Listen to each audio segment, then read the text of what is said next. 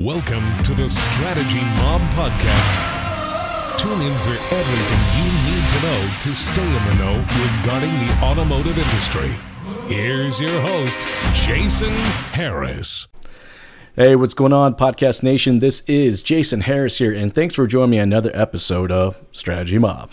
Today, I have two very cool guests. I have my very special, close salespeople friends. Can I call you guys my friends? Yes. Sure. Can I call you salespeople? Is that like the right term? I guess so. Yeah. You're a car guy? Yeah. You're a car person? I'm just messing with you guys. I'm just messing with you guys. I have both Mark and Marco with me today, which is going to be cool because they're both Italian and they both work at luxury dealerships, so we're going to easily get them confused throughout the entire podcast. But before we kick off this podcast, guys, let's start off with a couple origin stories, kind of how you guys got started in the industry. Mark, I'm going to go ahead and start with you. How did you get started in the automotive industry? Well, I've been in the industry for 9 years total, and I started off at Lexus of Oakville, and the dealer principal was my customer at the time. Gave me the opportunity for working for a luxury store, and I've now transitioned to JLR, Bud's Imported Cars in Oakville, selling Jaguar and Land Rover. And it's been a fun experience, and come home with some unique stories. I really love the industry because it's the people that really what make it. That's awesome. And now, how long ago again did you start? March of 2011 is when I started in the car industry at Lexus of Oakville. So, Mark, what the hell made you decide to get into automotive, man? I mean, of all the things you can do out there, like literally everything you could possibly do, you had to come join the degenerates of auto salesmen. No, I'm just kidding.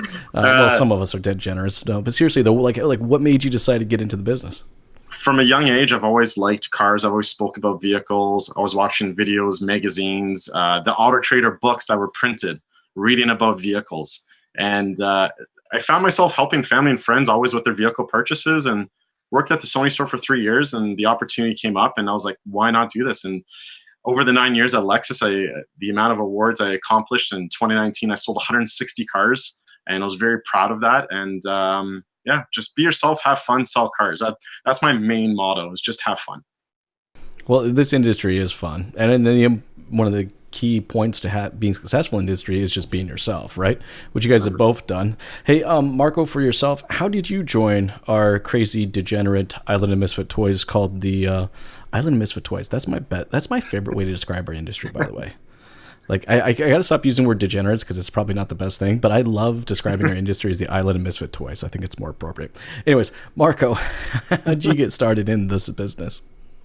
Well, I started actually in very similar kind of transition times that we're in right now. I call it transition times. There was no deadly virus out there, but it was back in 2007, 2008, when there was a massive recession, and at the time, Chrysler was asking for a bailout, and at the same time, on the other door, I was knocking, asking for a job.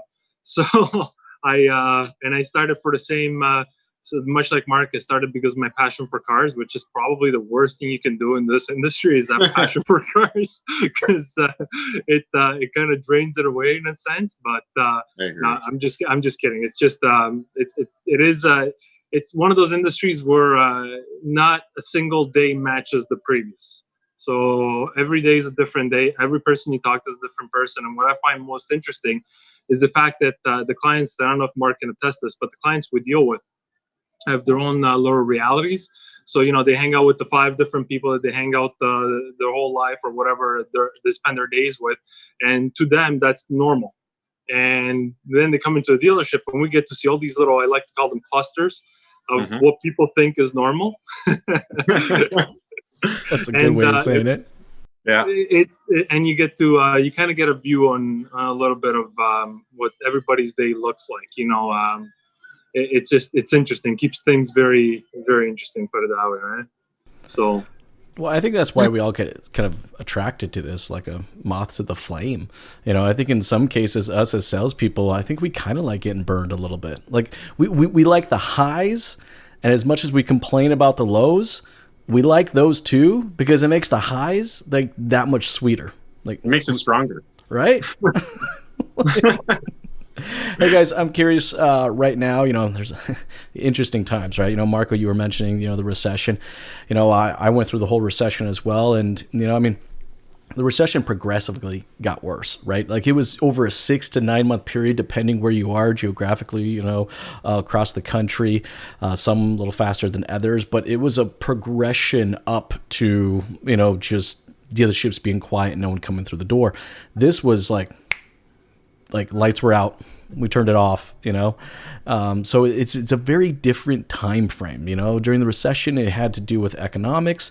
This is now very social. It's a social change. It's just going to fundamentally, change the way, I think people exchange with retail, like altogether. It doesn't matter if it's cars or if it's printers or computers or anything. I mean, grocery stores, I gotta be honest with you, now since I'm so used to like picking up my groceries, why the hell would I ever walk into a grocery store? Like, it's the most annoying thing in the world. We have 3 kids under the age of 9. All right. And now since I'm so used to just picking up my groceries, like I can't, I'm like, you were an idiot. What are you doing taking 3 kids into a grocery store? Are you bloody nuts? Anyways, guys, let's start off our conversation with kind of like, what's the current norm for you guys? What does your kind of day-to-day look like right now? Mark, I'm going to start off with you. My norm is working from home right now. Like, I am transitioning to the new dealership at JLR in Oakville and digging a lot into product knowledge, self-branding, waking up early, and putting a to-do list together to keep myself organized. And my wife works from home and in the office. She works for RBC, and definitely being quiet during those times. And we have a new dog, and making sure. Okay, let me ask you the question real quick that everyone's thinking: how is it working side by side with your wife? I just want to know. She's upstairs. I'm downstairs. Is that how it's normally every day, or is it just when working hours? I'm just kidding. Just working hours. But it's definitely different because I think all of us are such a hustle mode of, talking to that customer, working, emailing, phone calls. I miss the hustle. And I'm very excited to get back to it. But I'm doing the Mark at Your Car Guy on social media. And I think now social media is so important, and the virtual is something that we've all talked about for the longest time, that sadly it's going to start now because of this. Well, talk to me a little bit about, because it's a big part of your current now, like tell me a little bit about what your kind of current social efforts are. Well, I'm on like Twitter, Instagram, Facebook, and LinkedIn. Definitely Instagram is the #1 spot. I'm strategizing to go into YouTube to start making longer videos, more tutorials, and a different exposure. And I had Mark at Lexus for the longest time, over 2,000 followers on all my threads. And the best part about that was it was converting to referrals, questions, or a picture saying, how does this work? What side is my gas cap on, for example? So it's just another point of contact. But I've always enjoyed social media on a personal note, and I'm glad to see it's going further now for myself. So how often are you making content right now on a daily basis?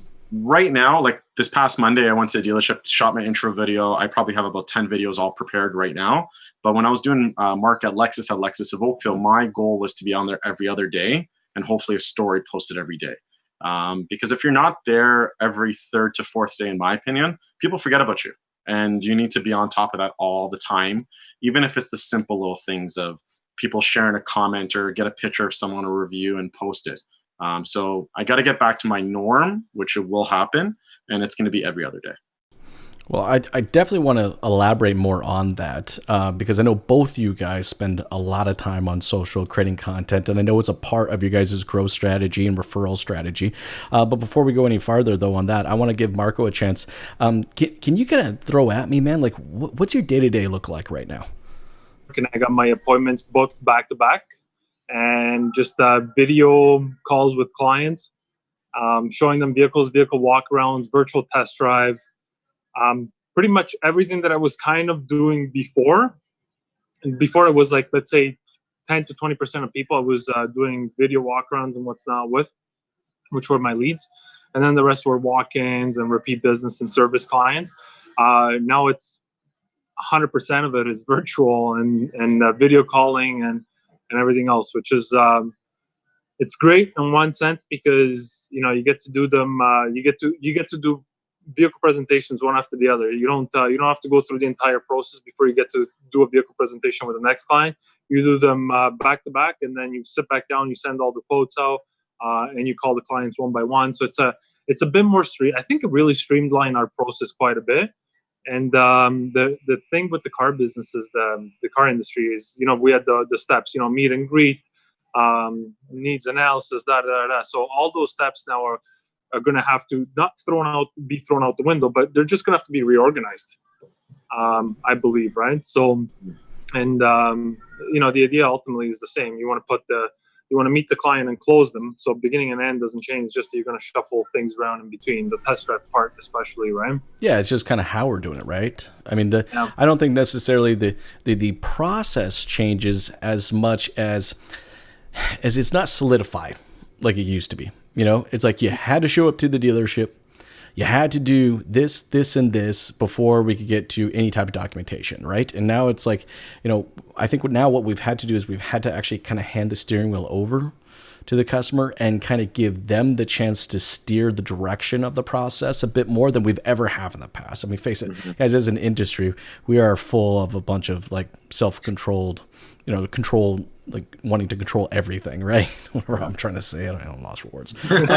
But we're constantly wanting to control the process. Now I don't think necessarily we can. And that's one part of it. We have to kind of give up control. But I think the other part is that we're going to have to actually we're going to have to connect with someone, from screen to screen. And let's face it. I mean, when you guys are at the dealership, all right, if you had your choice of 3 lead formats, one being an in-person, a phone call, or an internet lead, everybody would choose the in-person first, this phone call second, internet lead third, for the most part, right? I wouldn't say as an industry we've been super comfortable about focusing our efforts on internet leads, but now we're forced to. Like every customer is an internet lead now. Well, I think every customer was an internet lead, but now we're actually kind of forced into it. So let's talk real quick then about how we connect with people from screen to screen and kind of get some ideas of how you guys are doing it and how's it working out for you. So Mark, for yourself, are you doing right now kind of that screen to screen connection with customers? As of right now, I'm not, because I'm not working from home and I'm going to the dealership to build my product knowledge and my content. But when I was at Lexus, I was. I have the Zoom account where we're using today, Skype, video calling. I've definitely always advertised that. And then through Instagram as well. But I haven't seen, there wasn't a lot of times I was doing video, but I can definitely see the transition when I get back to the dealership. A lot of people are going to want to do that to make sure that they feel more comfortable. Hey, Marco, for yourself, I know that you're currently at the dealership. You're still selling. Talk to me, walk me through a little bit, how it is, connecting to someone screen to screen versus connecting with someone person to person. No, it's funny because I feel like our radius has broadened so much. So basically, I'll give you a quick example. I got a client that today calling me from Sault Ste. Marie, trying to buy a vehicle from me. And I'm sitting here. Sault Ste. Marie before was one of those, like you thought about Sault Ste. Marie, like that place that's 6 and 7 hours away, and you get maybe one client a year from there. We've had a few of them now from Sault Ste. Marie, Sudbury, and because we're not Audi of Etobicoke anymore. We're an Audi store in Ontario. Because our inventory is online, people are picking from a menu that's online, which is your Auto Trader, Kijiji, wherever you advertise your cars from. And it's interesting to see where they're coming from. And then this particular fellow from Sault Ste. Marie that contacted me on a pre-owned Q7, the moment I told him about virtual walk around and everything else, he's like, his voice just lit up on the phone. He's like, "You can do that?" I'm like, "Yeah, absolutely." He's like, "Well, I've got a problem. I can't leave Sault Ste. Marie because if I leave, then I got to quarantine myself for 3 weeks and I can't go back to my job." So I said, "No problem. We also have a delivery service, and we'll bring the car to you. We can arrange everything across the province." And it's enabled us mentally to reach clients that we wouldn't have thought were clients before. Somebody calls you from Sault Ste. Marie or from another guy from Manitoba, like weird. And we thought, this guy from 6 hours or plane right away, he's not going to buy anything. That salespeople are predisposed to that kind of thinking a lot of the times. Well, that's a good point. I mean, Marco, like if you had gotten that lead before all this happened, I mean, we would love to say that, yes, we would have spent just as much time talking to that customer or, developing a connection with that customer as if they were in Mississauga down the street from you, right? But, like in reality, we probably wouldn't have. We would have still been polite and answered the questions that were needed and stuff like that. But if they were on a brand new vehicle, maybe used one, that would have been a different story, right? But if they were on a brand new vehicle, there's 15 other Audi dealerships between you and there that they could possibly work with, So it's but now, to your point, is you're not just a local neighborhood dealership. You're an Ontario dealership. I think that's actually pretty cool. From the way that we kind of communicate or how we train our staff, that's going to be super important moving forward. Mark, for you, when you're going to, because you're getting into this new dealership, which I think is actually really cool. I mean, talk about an interesting time, man, to get into new dealerships. Definitely. Like smooth one or not. But I mean, every single opportunity you have, no matter where they're at, you're going to jump all over it, right? 100%. Yeah. Now, with that said, guys, for the customers for the people out there that's listening, watching right now, and they're in the same boat as you are, and they're looking at these internet leads in the past, maybe haven't spent that much time or attention towards those. It's like, all right, I'll send them the template or the autoresponder that I'm told to send them to, but I won't invest that extra mile with these guys unless they're in front of them, because for a lot of salespeople, that's how they perceived it. Let's just be honest, right? But that's changing. Marco, for you, I don't think that's necessarily a new thing. Like, you've always, approached, the internet lead as being equally, or if not as important, just as much as someone who's physically in front of you. Why do you have that type of mindset? It's, to be honest, I don't know. I've never, to me, a lead is a lead, right? Like, whether it's an email, phone call, or somebody that has just walked through, I don't categorize them as, least important, more important. I just treat them all the same. And that's part of, I think, predominantly what's been a source of my success in the business, is the fact that I just treated everything and everybody with the same amount of respect and time. And, ultimately, I have nothing to lose. What do I have to lose? I have some time, maybe an hour of time that I invest in somebody, and then they don't buy. But what if I don't invest an hour of time and they end up buying somewhere else? Wouldn't that hurt just a lot more than investing the time and not going anywhere? You know what I mean? It's, one thing is to say, damn, I spent an hour with that guy and he bought from somewhere else. And one thing is to say, you know what, I spent no time with that guy and he bought from somewhere else. So, hey guys, now going kind of beyond what your current norm is, and let's talk a little bit about what I think that new norm is going to look like. We got a chance to chat a little bit about this before we jumped on, today's call. But I don't know if you guys agree or disagree, but I don't think we're going back to the way things used to be, like, at all. No. It's a little different during the recession. I had someone argue with me the other day, but during the recession, but that was different. That was economics. It wasn't social. I was talking to a neighbor the other day who takes public transit, into Toronto. Like, every day, he owns a little beater car, just for the weekends. But, I asked him the other day, you going to, jump back on that train? He's like, hell no. People are already thinking about, like, when he does get back to work, he's already thinking, where can I lease like a cheap little Nissan Sentra or a Toyota Corolla or something like that? I just need to get from point A to point B. But I think there's going to be a lot of people out there that this is what their new norm is going to be, But I think us as salespeople, there's going to be a new norm as well. I don't think people are going to literally just the day, we're able to open our doors again, people are going to walk in and say, hey, how's it going? Haven't seen you in a long time. Shake your hand. So it's like, I want to hear your guys' thoughts and opinions on how we prepare for what that new norm is. Mark, I'm going to start with you. Well, we're going to have to adapt on wherever this is going to take us. And I think sometimes bringing the vehicles to people is a new idea, or even having a vehicle parked at a business to showcase it, to draw up some business to present that vehicle to them. Because you are correct, the doors are going to open, but people are not going to come through. Back to the social media aspect is we need to get ourselves out there, show people what we have, and target our audience of different areas. So we're going to have multiple different kind of targets of audience that we need to do, and really focus on geotagging, not just on businesses, maybe on people's homes areas, and seeing what they're driving and what they're doing, or even take a vehicle and drive through a neighborhood and see if you can show off the car and the benefits. And we have to definitely think outside the box on this next step. Yeah, no, for sure. I don't think we can. We can't continue to sell the way we sold in the past. We can't continue to market the way that we've marketed in the past. And I definitely don't think that we can train the way that we've trained in the past. I think a lot of that's going to change. Marco, what are your thoughts on that? Yeah, I think I agree. It's just like flying is going to change, and public transportation is going to change, and grocery shopping, every aspect of our life is going to adapt. I would say is better, more so than change, right?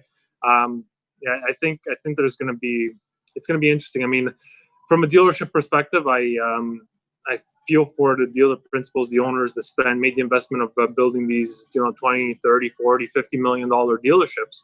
Because now you have these buildings, and if what we're talking about is true, and we're going to be going that direction where it's going to be remote, these massive buildings are not, they're not going to be as useful, and we're not going to operate with them at 100% like they're meant to be used, right?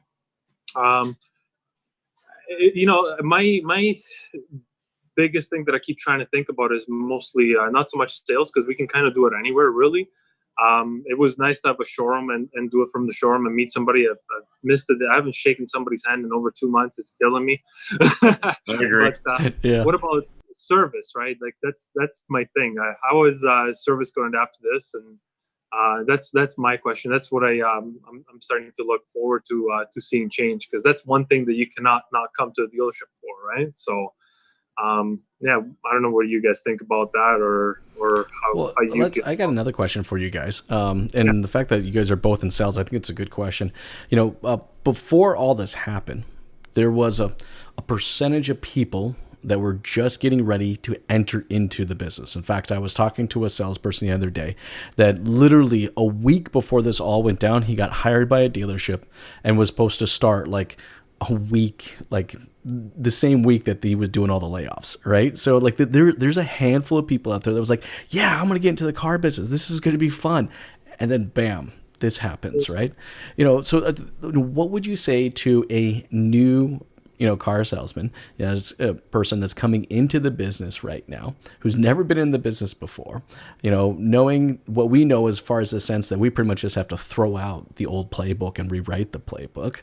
What would you say the 2 or 3 things that should really focus on right now that's going to make a big impact the first couple months that are employed? Mark, I'm going to start with you. Well, the ABCs is the product knowledge, but I think we have to really, understand what the customer wants, and understand what their sales process is. I think the new norm that we have to say is, what sales process are you comfortable with? Do you want me to come to you? Do you want to come to a dealership? Do you want me to take you out for a local coffee at Starbucks or Tim Hortons to see the vehicle? Obviously, getting people into the dealership is always important, but that's going to change again. So we have to adapt to them on seeing what makes them feel ease and comfortable with you, as we have all done in our sales process that we're good at. But now we have to focus more on the person to be comfortable with that, and rewrite the book. But it doesn't matter how do you get to 1 to 10. The middle is how you do it yourself and make sure the guest is comfortable. So that's actually a really good point. How you do it yourself, right? Mm-hmm. And this is something that you guys do a great job of branding yourself and creating kind of that unique experience I can have with you. I mean, yes, the dealership may or may not have a defined experience for the customer, but you guys individually as a brand, all right, you do have a defined experience for the customer. I'm going to start with you, Marco, and then I'm going to jump back to you, Mark. But like for yourself, Marco, like how did that all get started? Did you just kind of wake up one day and say, hey, you know what, I need to create this self brand. I need to create content for myself. Like, how did that get started for you? How did it get started? Well, it's simple. I was a sales manager. That's where you and I met originally at a Nissan store. Yeah, I think I remember that. Yeah, that's it. I was telling my salespeople, we need to do video. Video is the next best thing. You have to do a video walk around. Why aren't you guys doing video? And then I decided to go back on the floor. And they said, oh, man, I've been telling for 5 years these people to do videos. How am I not going to do video now? That's true. So I had a YouTube account that I opened up probably 7 or 8 years ago that I never posted a single thing on. And I opened it with the intent of posting. And I said, well, there goes nothing. Let's just start. And my first video was a Q3 walk around. I cringe every time I watch it because I was super duper awkward. My girlfriend was taking the video on top of the Shops at Don Mills parking lot, and there was some kids smoking some questionable things downstairs, and I was just so stressed out. I'm like, these kids are making noise and just going crazy. And then I said, you know what, let's just do the video.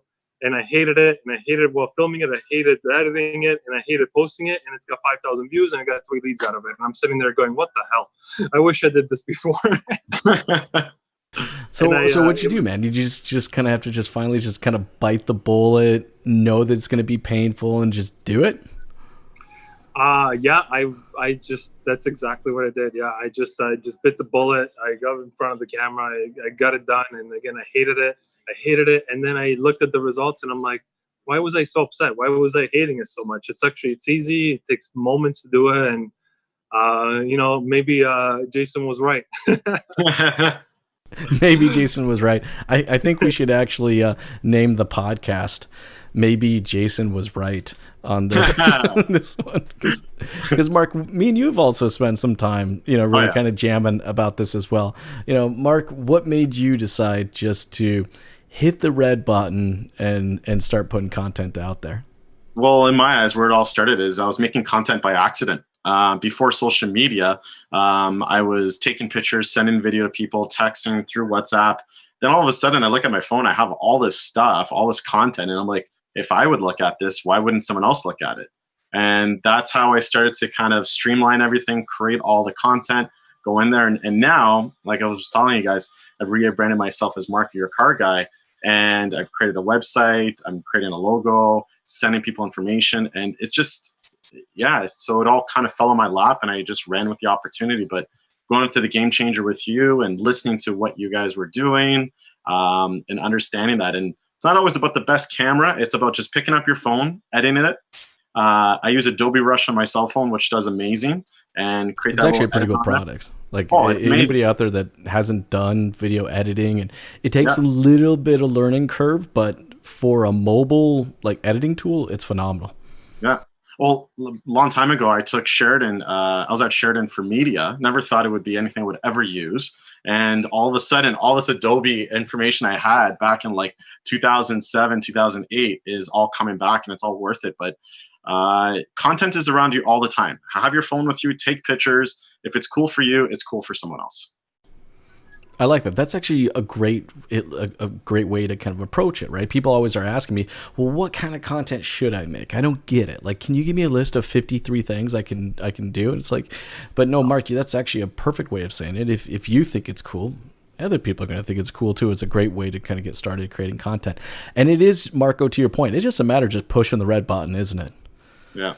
I remember one of my first videos I did. Now I get to date myself because it was on a Kodak flip cam, and it was brand new for that holiday season at a whopping 1 megapixel. Wow. It recorded, I think it wasn't even 460, maybe been 460. I think it was maybe 460p video. Yeah. And I remember I had to set it up on a tripod, no mic. I had to talk really loud so you could hear it. And I remember one of the first videos I did, it was on the showroom was a slippery floor, and I kind of ran and slid into the scene, but then actually fell on my ass and kind of slid underneath the car. And I was like, that sucked. But then I literally bounced right up, and because I knew I was going to edit this afterwards, right? So I could bounce right up and just kind of went into talking to the customer about this used SUV. I don't even remember what it was. Well, I forgot to edit it, and I sent him the version of me falling on my ass and slipping underneath the car. And you know what?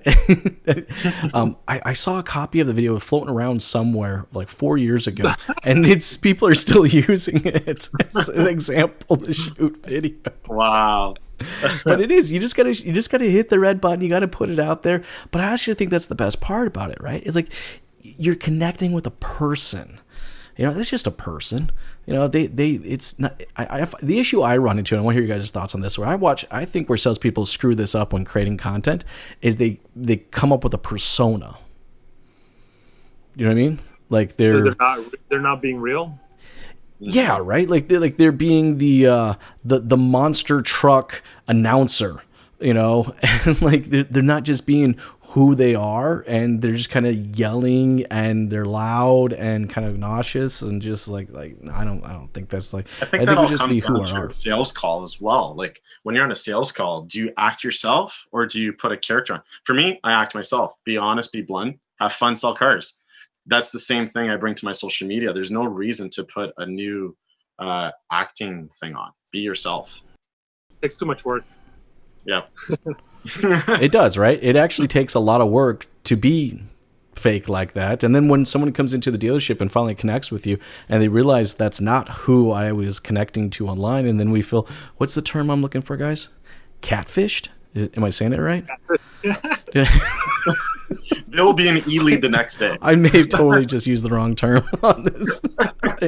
You know what I mean, though, right? Shorter and less muscular than the picture you sent me. Wait a second here. In your video, you seem to know a whole lot more about this product than you do at this given moment. No, I'm just kidding. Hey, guys, I know it's getting towards the tail end of our time together. I know we could probably go for another hour or so. But, hey, before we go, you guys, I get to ask my favorite question to you. And I get to ask you both, what is pissing you off? So, Mark, I'm going to start with you. Mark, what is pissing you off?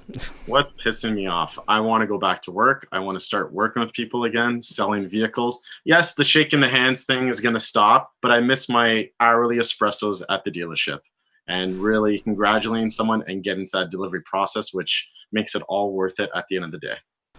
Hourly espressos. Okay, I'm down for that. You know, that's true. I mean, I think the most amount of coffee I ever consumed in my entire life was when I was a car salesman, and I was pretty bad. I was like a pot a day kind of a guy.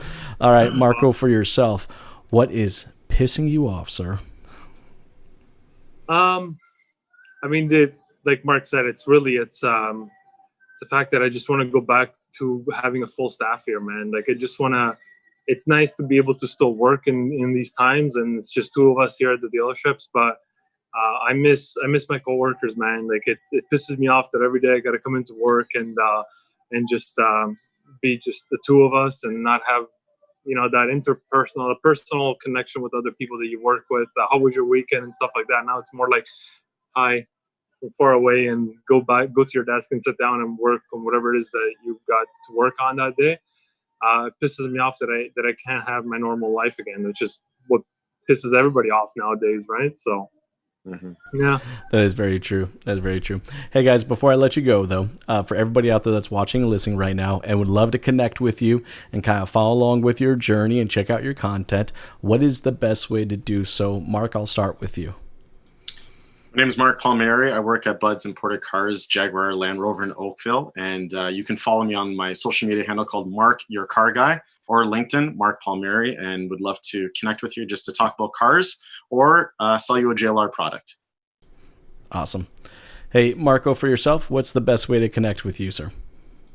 I'm a big LinkedIn fan, so connect with me on LinkedIn. It's Marco Mantenuto. And yeah, I'll see you on there. Awesome. Hey, thanks, guys, for taking the time to jam with me today. This has been a lot of fun. Thank you. Thank you for inviting us. You guys have a good one.